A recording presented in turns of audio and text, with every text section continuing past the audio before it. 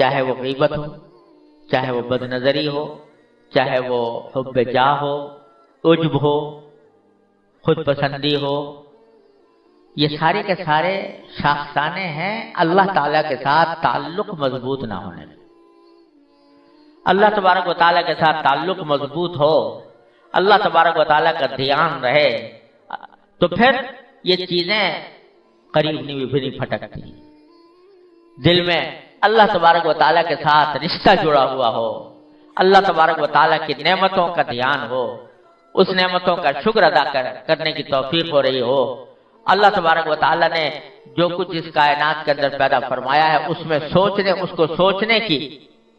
اس کے اوپر فکر کرنے کی، اس کو سوچنے کی عادت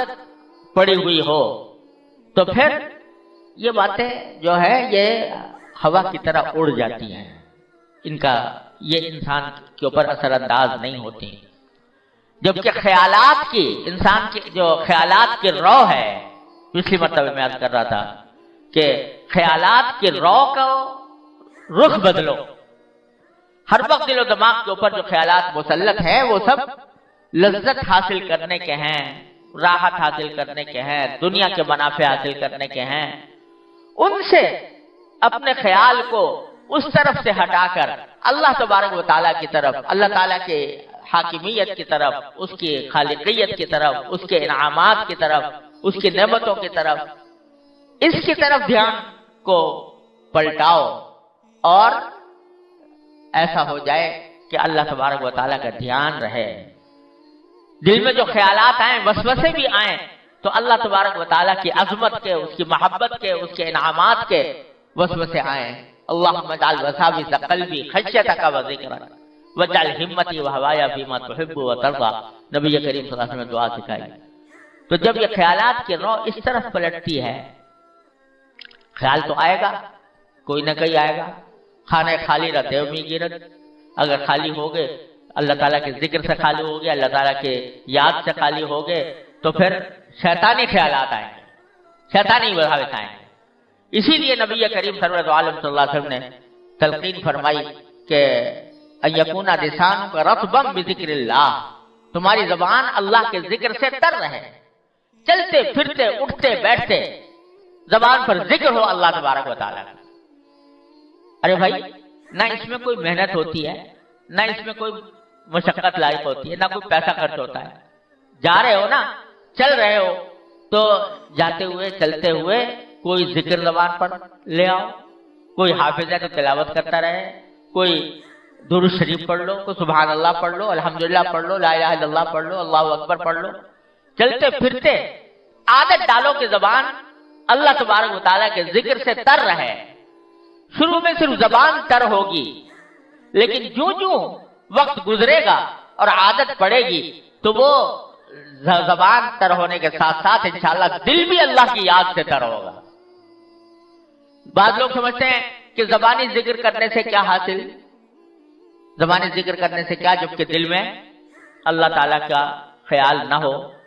تو یہ خیال بھی شیطان کا دھوکہ ہے۔ یہ پہلی سیڑھی ہے، اگر یہ سیڑھی نہیں چڑھو گے تو آگے کی منزل پر تک بھی نہیں پہنچ سکتے۔ تو شروع میں زبان ہی کو تر رکھو اللہ تبارک و تعالیٰ کے ذکر سے، چلتے پھرتے اٹھتے بیٹھتے زبان پر اللہ تعالیٰ کا ذکر ہو، تو رفتہ رفتہ یہ بھی ہونے لگے گا کہ بھائی سبحان اللہ تو پڑھ رہا ہوں، الحمدللہ تو پڑھ رہا ہوں، لیکن الحمدللہ کیوں کہہ رہا ہوں کہ ساری تعریفیں اللہ کے لیے ہیں، کیوں کہہ رہا ہوں کہ اللہ تعالیٰ پاک ہے ہر چیز سے؟ تو ذہن اس طرف جانے لگے گا کہ دیکھو اللہ تبارک و تعالیٰ کی پھیلی ہوئی کائنات ہے، اس میں اس کے تجلی کے مظاہر نظر آ رہے ہیں،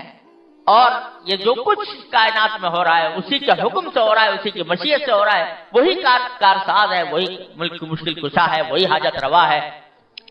یہ خیالات پر رفتہ آنے لگیں گے، اور پھر یہ ہو جائے گا کہ آدمی کو چلتے پھرتے بھی اور اٹھتے بیٹھتے بھی اللہ تبارک و تعالیٰ کی یاد اس کے دل میں ہوگی، اس کی نعمتوں کے اوپر شکر ادا کرنے کا جذبہ ہوگا۔ تو ایک وقت ایسا آ جاتا ہے کہ پھر دوسرے خیالات کم پڑ جاتے ہیں، کم ہوتے ہوتے ختم ہو جاتے ہیں۔ ہمارے حضرت فرماتے تھے، حضرت عارف قدس اللہ تعالیٰ سر حضرت حکیم الامت رحمۃ اللہ علیہ کا یہ قول نقل فرماتے تھے کہ اب تو کچھ ایسا ہو گیا ہے کہ جیسے یوں کہہ رہے ہیں کہ اب یہ کر لو، اب یہ کر لو، اب یہ کر لو، یعنی اللہ تبارک و تعالیٰ کی طرف دھیان کی ایک صورتحال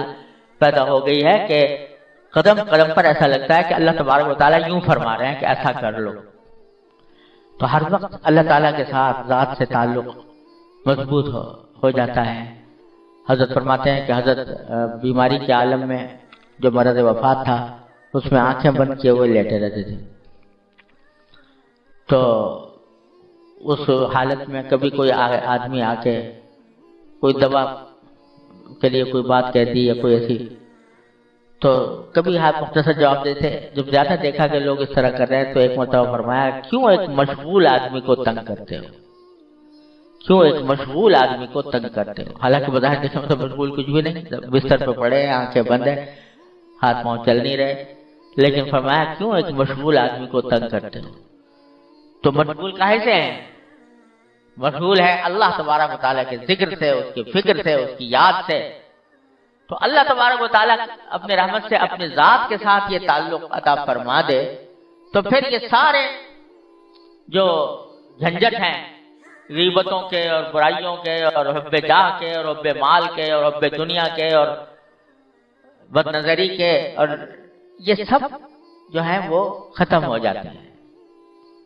جیسے کل حضرت مجدد صاحب فرماتے ہیں کہ جب